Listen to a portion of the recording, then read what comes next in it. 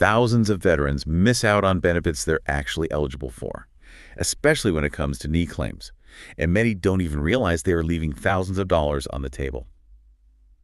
Hello, everyone, and welcome to Veterans Briefing.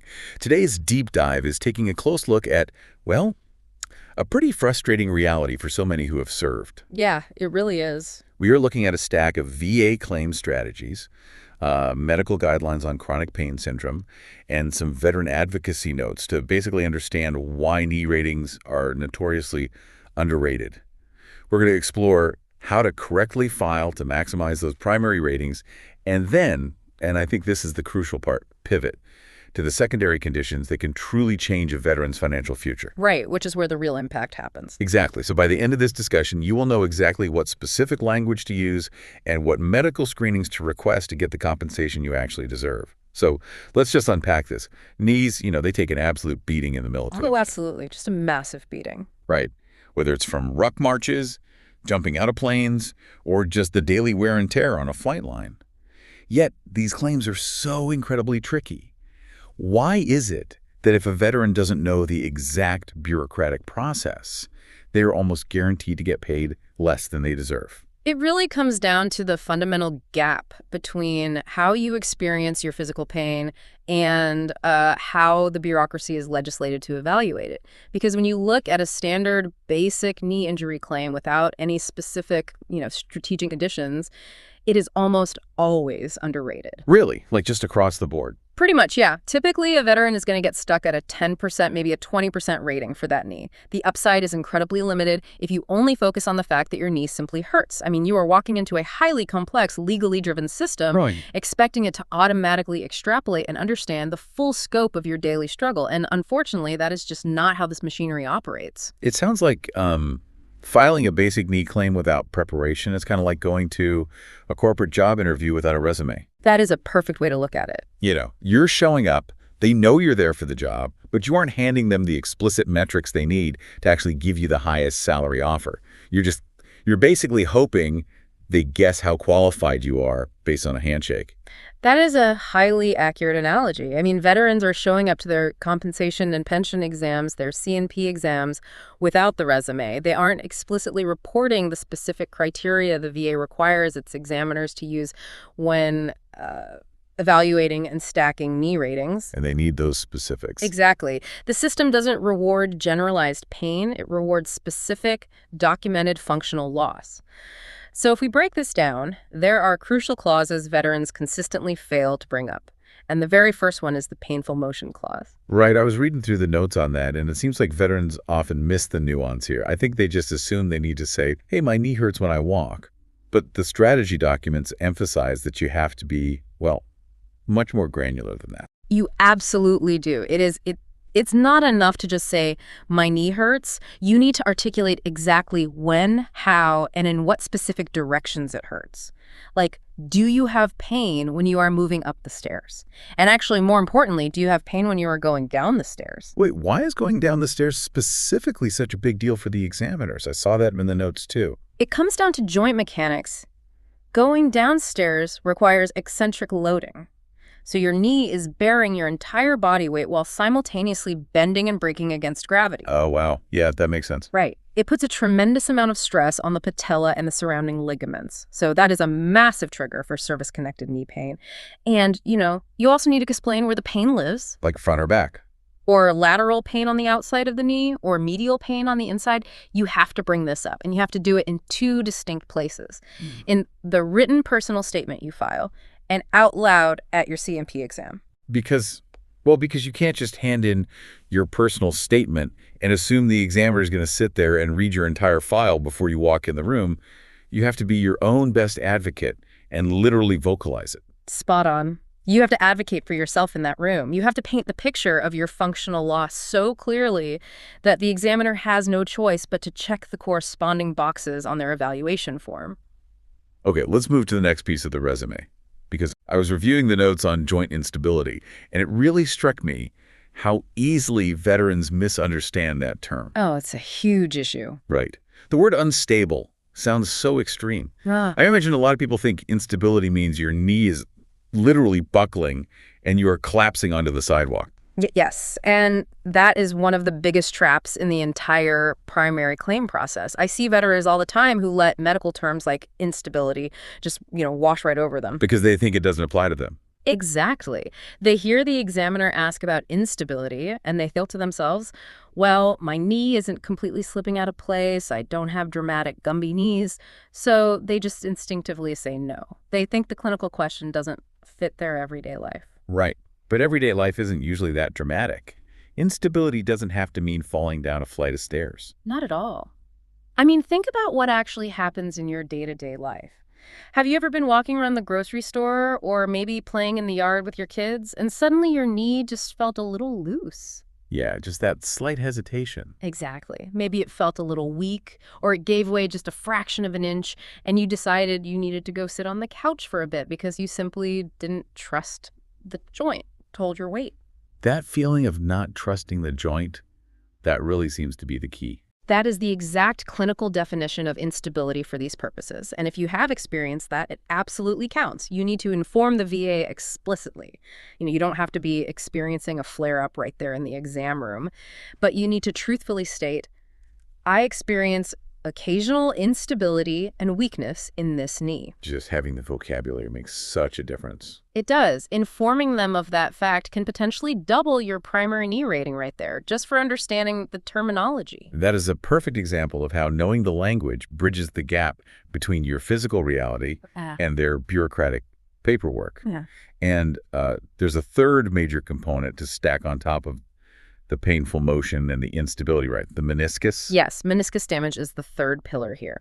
If you have had a meniscus repair in the past, I mean, even if it was years ago, or if you have ongoing documented meniscus damage, that is its own separate 10% add-on rating for the knee. Oh, it's completely separate. Yep. The VA recognizes that once the meniscus is compromised, the cushioning of the joint is permanently altered. Okay, so if we're doing the math on the primary claim, and a veteran aligns all of this properly, they could get 10% to the painful motion, another 10% for the joint instability, and another 10% if they have a history of meniscus damage or a repair. Right. That is how you strategically stack a primary rating. If you have all three, that should be 10, 10, and 10, almost as a baseline. Yeah. That is how veterans successfully get a knee rating up to 30% or even 40%. Which is a big jump. Huge. But for someone who just walks in unprepared and just says, my knee hurts, they're going to hit a brick wall at 10%. Yeah. Everything has to be perfectly congruent. The relevant action items, so the pain on the stairs, the lack of trust in the joint, the meniscus history, they have to be detailed in your personal statement and spoken out loud at the exam. I have to push back here, though. Let's say a veteran listens to this, right? They prepare their statement. They articulate everything perfectly at the exam. They fight the bureaucracy for 6 months, and they successfully get the VA to admit their knee is 30% disabled instead of 10%. Okay, yeah. It defies logic that their monthly compensation wouldn't automatically go up. If I prove my knee is worse, how can they justify not paying me more? You are hitting on one of the most frustrating realities of the entire system. It is what we call the trap of VA math, and it defies normal logic because it doesn't use standard addition. Walk us through how that actually works, because it sounds incredibly confusing. It really is at first. Yeah. So the VA system calculates your overall disability rating based on the whole person concept. They don't look at you as a 0 starting point and add up your injuries until you reach 100. Okay. They look at you as 100% healthy whole person, and they subtract your disabilities from that efficiency. All right, so how does that play out with the actual numbers? Like, give us a concrete example. Sure. Let's say you already have an overall disability rating of 50% from various other service-connected issues. In the eyes of the VA math formula, you are 50% disabled, which means you are still 50% healthy or efficient. Following you so far. Now, if you fight for 6 months and win a brand new 10% rating for your knee, they do not add 50 plus 10 to make 60. Which is what everyone assumes happens. I mean, that's just basic math. Right. But instead, they take that new 10% out of your remaining healthy 50%. And 10% of 50 is only 5. So your new total rating is 55. But the VA pays in increments of 10. Oh, no. So they round it. Exactly. They round 55 back down to 50%. Wow. So you do all that work, you get the official increase on the knee on paper, but your household's tax-free pension doesn't change by a single dime. You stay in the exact same compensation bracket. Yes. You could be spinning your wheels for half a year, putting yourself under the intense scrutiny of the VA, attending multiple appointments, only to realize the math mathematically prevents you from seeing an increase in your check.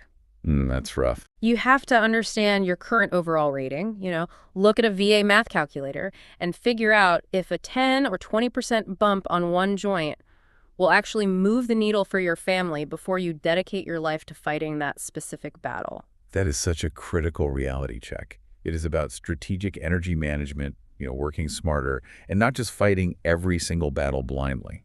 If you're finding these discussions helpful, please subscribe to Veterans Briefing so you never miss important updates and practical information for veterans and their families. And that strategic energy management really brings us to what we might call the real juice of the claims strategy. Okay, I like the sound of that. Because if the math shows that fighting for another 10% on the joint itself won't help you, you have to pivot.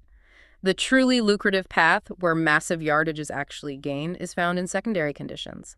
Specifically, the shift toward mental health and chronic pain. The source material dives really deep into this, pointing to a very specific, common diagnosis, chronic pain syndrome, which I guess sometimes takes the form of somatic symptom disorder.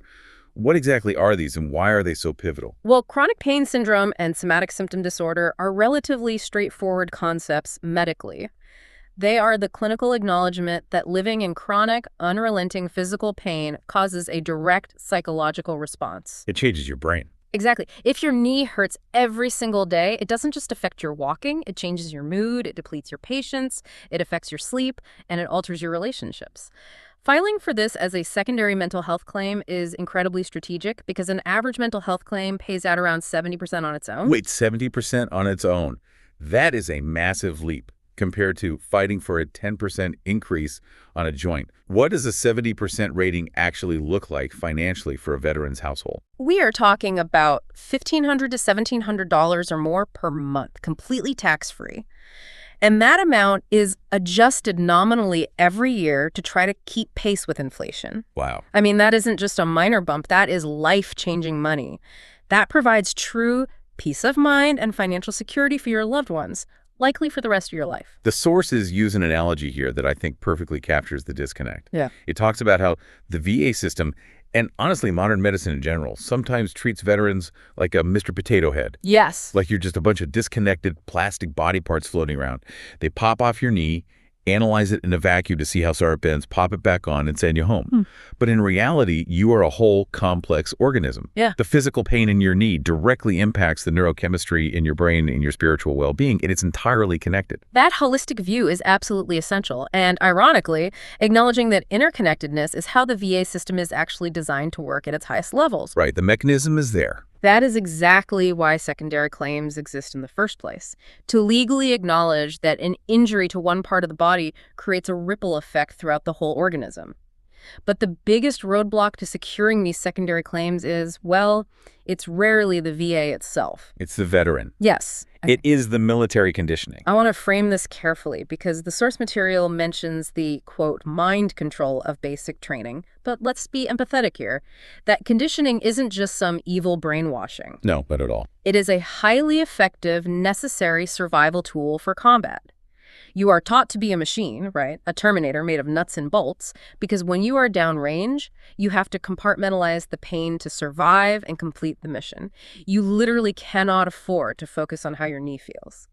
You've hit on the core issue perfectly. That conditioning keeps you alive in a combat zone. It makes you an effective soldier.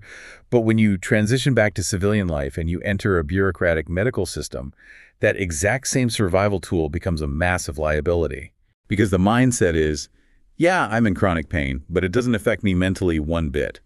I'm fine. I can suck it up. And if you say that to an examiner, you lose the claim. To win the secondary claim, to actually take care of your household financially, you have to turn off the Terminator mode. You have to get out of your own way. You have to admit you're human. Exactly. You are not a machine made of hardware. You are made of human flesh and blood. You have to admit that waking up every single day with knee pain makes you human. It makes you irritable. It makes you miss out on playing with your kids. It affects your mental health. Refusing a mental health screening out of a sense of tough guy pride is exactly how you leave that $1,700 a month on the table. So for the veteran who is listening and says, okay, I hear you, I'm ready to look at this holistically. I'm willing to drop the armor and file for the secondary condition. Hmm. Are there pitfalls they need to watch out for when initiating this process? Yes, there is a very serious warning we need to cover regarding how you file, specifically when it comes to utilizing veteran service officers or VSOs.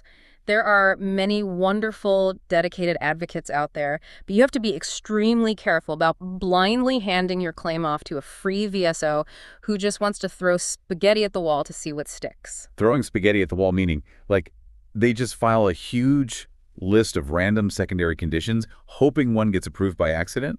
Why is that so dangerous? Because every time you file a claim, you are poking the bear. You are opening up your entire medical file to VA scrutiny. I see. If a representative treats your claim like firing a shotgun in the dark, just blasting out random secondary claims, hoping one hits, they are actively endangering you. It is essentially inviting friendly fire. Because the VA starts looking at everything again. Opening your file without a focused strategy is exactly how veterans end up getting their existing ratings decreased instead of increased. The VA looks at the poorly documented mess, reevaluates the original conditions, and decides you're actually doing better than they thought. That is devastating. Yeah. You go in hoping to secure your family's future, and you walk out with a pay cut because the strategy was sloppy. It really highlights why this has to be a surgical operation. It has to be an asymmetric risk versus reward calculation. If you are going to take on the inherent risk of opening your file, you run the play on the secondary mental health claim because the potential reward, that 70% average payout, is massive. Right. It makes the risk worthwhile. And because the stakes are high, it makes investing in proper documentation a total no-brainer. Proper documentation, like a nexus letter, which the sources mention. For those who might not know, a nexus letter is essentially the critical medical bridge, right? It's a formal letter from a private medical professional explicitly linking your current diagnosis, like somatic symptom disorder, directly to your in-service physical injury. That's exactly it. It is the bridge that connects the physical to the mental in a language the VA cannot easily dismiss. You don't just walk in and ask for it. You bring the medical evidence, the nexus letter, that proves the cause and effect. Let's weave this all together for everyone listening, because we have covered a tremendous amount of ground, from the physical joint to the psychological toll. What are the top 3 key takeaways our listeners need to keep front of mind? Well, number one, if you are going to focus on the primary knee claim, you have to remember that generalized pain doesn't pay. You must maximize the claim by explicitly documenting the functional loss, painful motion specifically on stairs, joint instability or that feeling of the knee giving way, and any history of meniscus damage. They need to be front and center. These cannot be passive thoughts. They must be on your resume, stated clearly in your personal statements, and vocalized at your exams. But, as you pointed out, that physical preparation only matters if the VA math actually works in your favor. Right, and that is the second major takeaway. Do not waste 6 months of your life fighting the bureaucracy for a 10 or 20% bump on a physical joint if you have run the numbers and realized it won't actually push your overall rating into a higher compensation bracket. Be intensely strategic about where you spend your energy. And if the math doesn't support fighting for the knee itself, that leads to the final takeaway. Pivoting to the secondary mental health claims, like chronic pain syndrome, which requires you to drop the Terminator Act, acknowledge your full humanity, and document the real mental toll that chronic physical pain takes on your daily life. But, knowledge without action is just trivia. For sure. What is one practical, immediate action a veteran can take today, right after we wrap up this deep dive? The immediate next step is to log into your My Health Event account. Do not call the VA on the phone to start this. When you call, people can claim they didn't hear you correctly or suddenly there are no records of the conversation. You need to use the secure messaging portal. Because secure messaging creates a permanent, undeniable paper trail. Exactly. It is time-stamped and permanently entered into your official medical record. Send a secure message to your primary care team.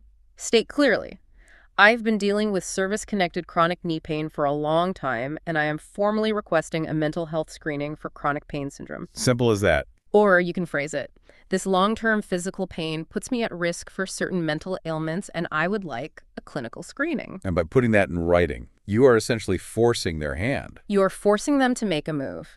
They have to either schedule the screening and officially diagnose you, or officially put in writing why they are refusing to screen you. And if you get that screening, you have taken the first tangible, documented step toward claiming the secondary benefits you rightfully earn for yourself and your family. This is so critical. We want to hear from you. Please share your own experiences with knee claims, the frustration of VA math, or any questions you have about secondary conditions in the comments below. Your story might be the exact validation another veteran needs to hear to finally take action.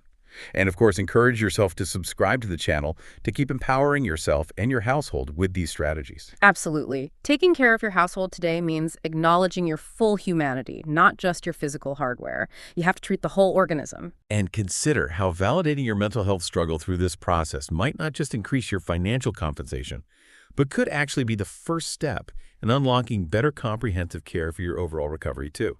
Treat the whole organism, heal the whole organism. Thank you for watching Veterans Briefing. Take care, stay informed, and we'll see you in the next episode.